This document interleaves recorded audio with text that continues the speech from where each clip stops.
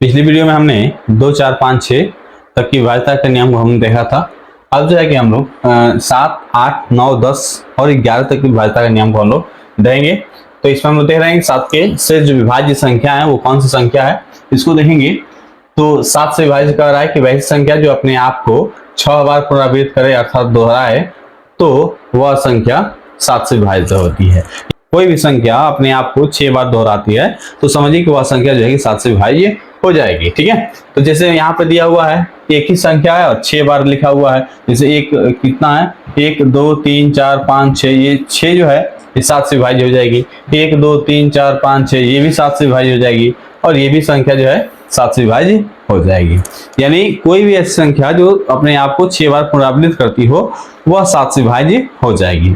और सिर्फ ये संख्या 7 से विभाज्य नहीं होगी, ये संख्या आपको 13 से विभाज्य हो जाएगी, 37 से विभाज्य हो जाएगी, 11 से विभाज्य हो जाएगी। ठीक है, जैसे हम मान लें यदि एक और संख्या हम ले लेते हैं कि 32 हम ले लें, यहाँ 32, 32, 32, 32, 32 है ना, और 32, 1, 2, 3, 4, 5, 6 ये संख्या ही जो है 32 दिया है, ये 32 जो है अपने आप को 6 बार दोहरा रही है। इसका मतलब ये भी संख्या जो है कि 7 से विभाज्य हो जाएगी।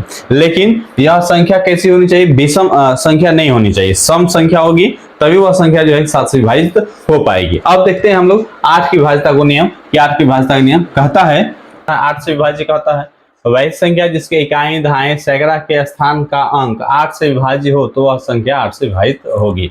जैसे हम यहाँ पे देख रहे हैं इकाई ये है, दहाई ये है और सैकड़ा ये है, ये सभी अंक जो है 8 से विभाजित हो जाएगी तो ये माना जाएगा कि सभी संख्या जो है कि 8 से विभाजित होगी। तो करके देखते हैं 8 एकम 8 और 8 छक जो है कि 48 जो हो रहा है, अर्थात इसका मतलब है कि ये सभी संख्या 3 इकाई दहाई और सैकड़ा का अंक जो है 8 से विभाजित हो रहा है तो ये पूरी जो संख्या दिया हुआ है यह 8 से विभाजित हो जाएगी।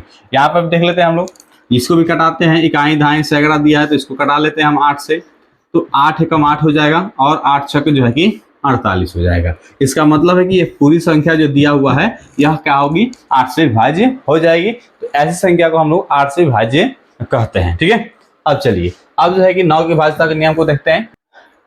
9 से विभाज्य कहता है कि वह संख्या जिसके अंकों का योग करने पर 9 से विभाज्य हो जाए तो वह संख्या जो है कि 9 से विभाजित होगी। यानी जब ये संख्या जैसे हमारे पास ये दिया हुआ है और इन संख्या का योग किया जाए और योग करने के बाद अगर 9 के पहाड़ा में कट जाता है तो समझिए कि ये संख्या जो है कि 9 से विभाजित हो जाएगी। चलिए हम करके देख लेते हैं इसको, इसका योग कर लेते हैं।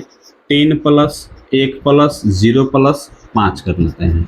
5, 0, 5, 5 और 1 6, 6 और 3 जो है 9 है और ये 9 से कट रहा है। इसका मतलब है कि यह पूरा संख्या जो है कि 9 से विभाज्य हो जाएगा।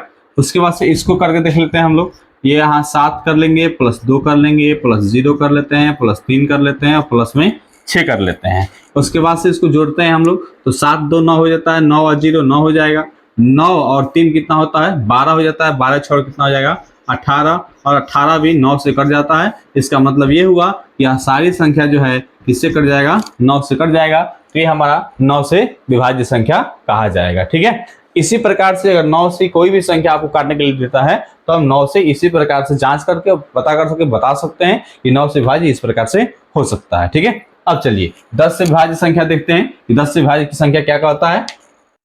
10 से विभाज्य कह रहा है कि वह संख्या जिसके इकाई के स्थान पर 0 हो तो वह संख्या जो है 10 से विभाजित हो जाती है। देखिए ये संख्या हमारे पास दिया है 320 दिया है, इसके इकाई के स्थान पर 0 है। इसका मतलब है कि यह जो है आपका 10 से कट जाएगा। इसके भी इकाई के स्थान पर 0 दिखाई दे रहा है, यह संख्या जो है पूरा जो है आपका 10 से कट जाएगा। और अगर हम यहाँ पर कहें आपको कि 45, 54 और 33 ये संख्या क्या 10 से विभाजित हो पाएगा, तो हम कहेंगे कि नहीं, यह संख्या जो है कि 10 से विभाजित नहीं हो पाएगी क्योंकि इसके इकाई के स्थान पर क्या दिखाई दे रहा है 3 दिखाई दे रहा है। और हमारा जो डिफिनेशन या परिभाषा जो कहता है वह कह रहा है कि इसके इकाई के स्थान पर होना चाहिए 0, इसके इकाई के स्थान पर 0 नहीं है, इसलिए यह जो है कि हमारा 10 से विभाजित नहीं होगा। इसी प्रकार से 10 से विभाज्य हम लोग संख्याओं को करते हैं। अब 11 की विभाज्यता को नियम हम लोग देख लेते हैं, 11 की विभाज्यता का नियम क्या कहता है। ठीक है, तो देखिए 11 से विभाज्य कहता है कि वैसी संख्या जिसके सम संख्या और विषम संख्या के योग का अंतर 0 या 11 से विभाज्य हो तो वह संख्या 11 से विभाजित होगी। यानी कहने का मतलब है कि जैसे हमारे पास ये परिभाषा दिया हुआ है, तो सम संख्या और विषम संख्या का योग करेंगे और उसका अंतर निकाल लेंगे, योग कर लेंगे और उसके बाद से घटा लेंगे। ये क्या आ रहा है, शून्य आ रहा है या 11 आ रहा है। अगर शून्य और 11 आता है तो समझिए कि वह संख्या जो है पूरी की पूरी संख्या जो है आपका 11 से विभाज्य हो जाएगी। चलिए जांच कर लेते हैं, इसको हम पहले कर लेते हैं। सम संख्या कौन है इसमें, सम संख्या, ठीक है। सम संख्या कौन होगा, तो देखिए इधर अगर एक से हम शुरुआत करते हैं, यहाँ काउंटिंग कर लेते हैं, 1 2 3 4 5 6। सम हमारे पास मिल रहा है 2 4 और 6, इसकी जगह पर मिल रहा है 3 प्लस 5 और प्लस में जो है कि 4। इसका योग करेंगे 5 4 9 9 3 12 हो जाएगा। और विषम संख्या दिया है, विषम संख्या इसका मतलब है कि 2 4 और 6 है, तो 2 प्लस 4 प्लस 6, तो 6 4 10 10 2 जो है कि 12।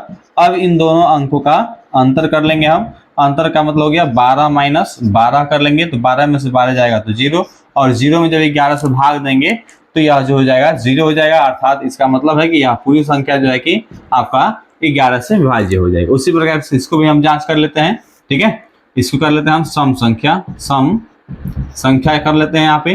तो 1 2 3 और 4, सम कौन है, तो 2 और 4 यानी 2 है और 1 है, तो 2 प्लस 1 बराबर 2 और 1 3 हो जाएगा।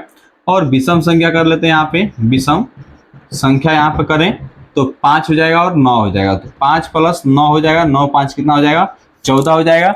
अब इसका हम अंतर कर लेते हैं। जब अंतर करेंगे ना तो यहाँ पे हो जाएगा 14 माइनस 3, अर्थात कर लेंगे तो ये हो जाएगा 11, और 11 जो है 11 से विभाज्य हो जा रहा है। इसका मतलब है कि 92 और 91 ये जो संख्या है ये आपका 11 से विभाज्य हो जाएगी। तो ये हमारी विभाज्यता का नियम है, जो कि किसी भी संख्या से अगर हम भाग करना चाहते हैं तो उन संख्याओं को हम भाग कर सकते हैं और बना सकते हैं। गणित एक ऐसी चीज है ना, जब तक आप सीखोगे नहीं ना तब कुछ आपको आएगा ही नहीं, ठीक है। ये हो गया, धन्यवाद, जय हिंद, जय बिहार।